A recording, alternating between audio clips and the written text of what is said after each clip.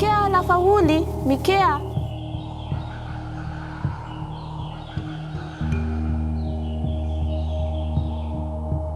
Dans le sud-ouest de Madagascar, le long du canal du Mozambique, une longue forêt d'épineux, de forbes et de baobabs s'étend sur 300 000 hectares. Un groupe de chasseurs-cueilleurs, les Mikea, a su s'adapter à la sécheresse de son environnement. Mais cependant, la quête de l'eau reste le quotidien de ces nomades forestiers. Manu, une jeune institutrice de la capitale malgache, a fait le choix de venir enseigner et de vivre avec la communauté Mikea.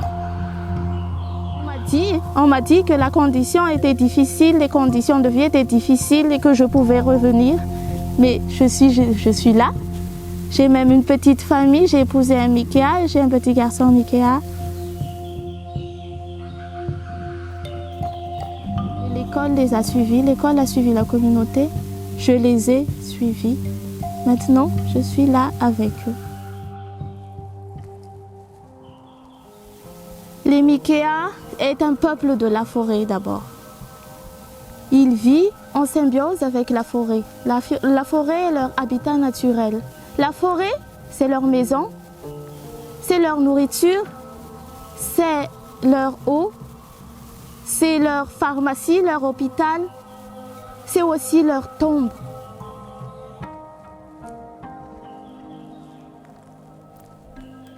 La rudesse et les exigences de leur mode de vie obligent cette communauté à cultiver certains secrets de son savoir.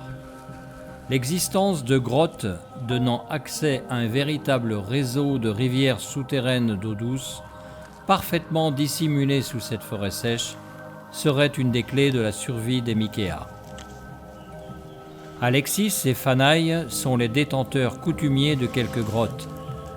Des avennes qui servent également d'abri aux nomades lors des tempêtes cycloniques, ou simplement pour le temps d'y capturer quelques chauves-souris, dont la viande prisée viendrait agrémenter des repas essentiellement à base de tubercules sauvages.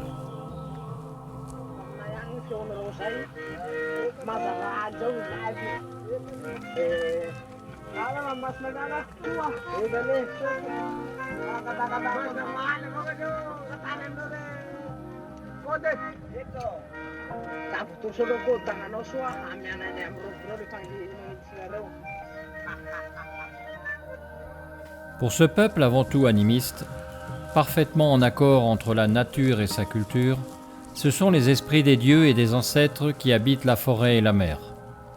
L'humain ne devrait pas avoir le pouvoir de décider de la vie et des lois élémentaires de son existence. Il n'est pas la valeur universelle. Chaque questionnement essentiel doit se décloisonner de la science de l'Occident. Une visite dans ces grottes ne peut s'envisager qu'après la consultation d'un devin qui, lors d'une séance de possession, appelée Chomba, facilitera la communication entre Alexis et Fanaï et les esprits de leurs ancêtres, véritables gardiens de la culture.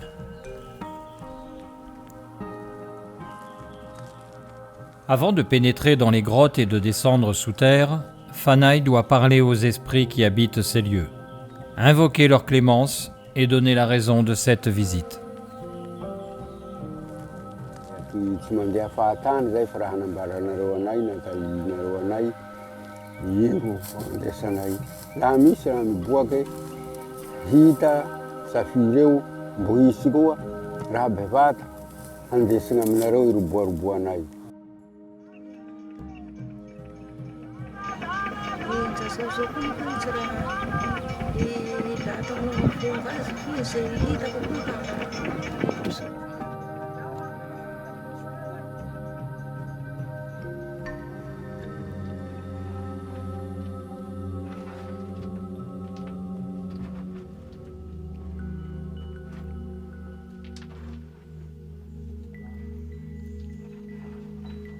Alexis et Fanaï peuvent maintenant entamer une descente dans les entrailles de la forêt Mikea.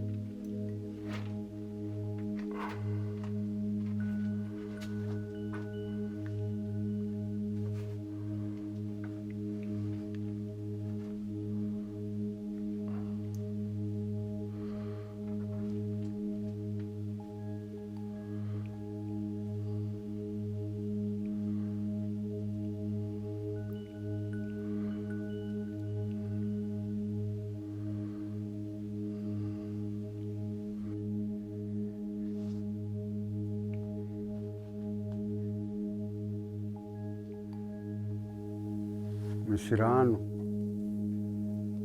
Io mba tsy kainany ato toy. Ka io amin'izay na raha io rehefa nandalo mamy eo fa tsy avasira.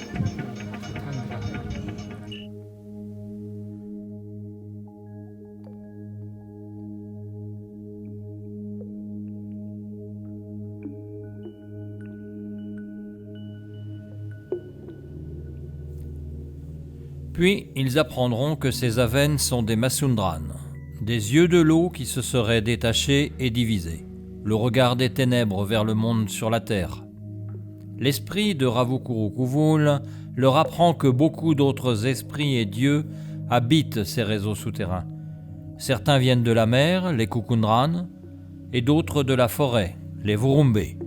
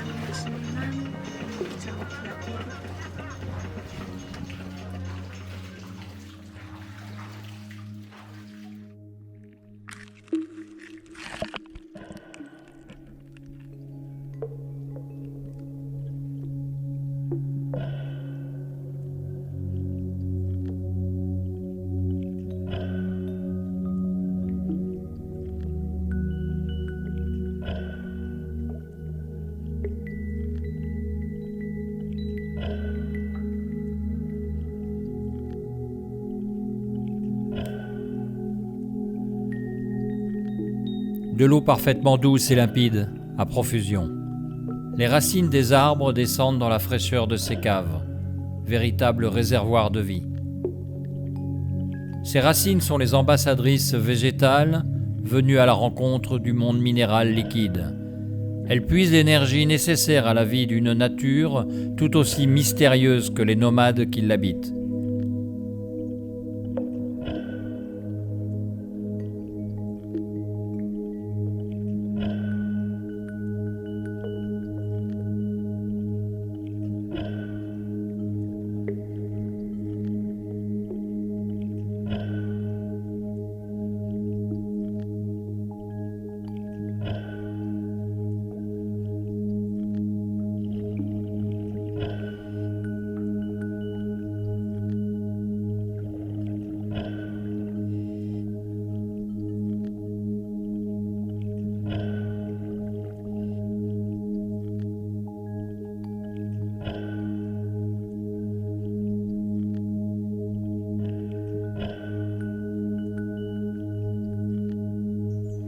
Des cheveux de pierre plongent dans l'abîme des abysses de la terre. Un réseau de cénotes à l'infini court sur des kilomètres de rivières souterraines. Des galeries immergées conduisent vers l'immensité de salles féeriques.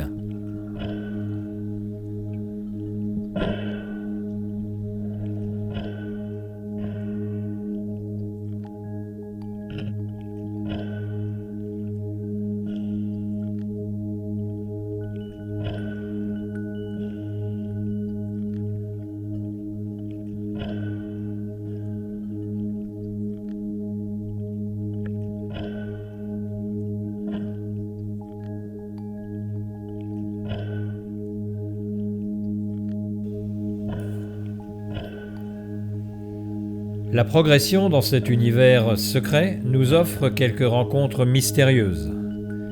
La carapace d'une tortue et les restes d'un squelette qui, a priori, pourrait bien avoir appartenu à un crocodile aujourd'hui disparu de Madagascar.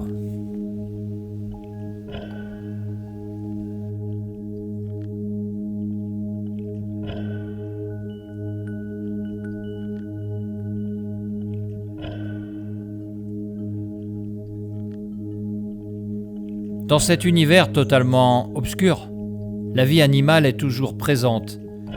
Des poissons cavernicoles devenus totalement aveugles. À la frontière du naturel et du spirituel, la science ne serait-elle pas une forme réductrice de la conception de l'existence du vivant ?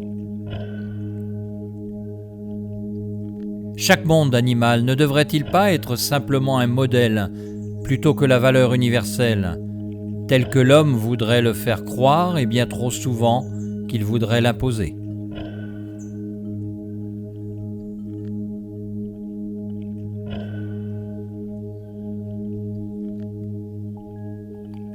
Mais attention danger, certains explorateurs mal intentionnés ont déjà repéré un terrain de jeu pour battre les records du plus beau et du plus fort. Celui qui ira le plus loin sous l'eau ou celui qui revendiquera être le premier. D'autres aventuriers peu scrupuleux sont persuadés de pouvoir découvrir dans ces labyrinthes subaquatiques les diamants de la fortune ou la relique d'une autre arche perdue. Le secret de la source des Mikéas est bien ailleurs. L'origine des valeurs du respect de la mère nature, de la vie et des lois élémentaires de son existence, ne serait-elle pas la véritable source de ces communautés ? La source des Mikéas.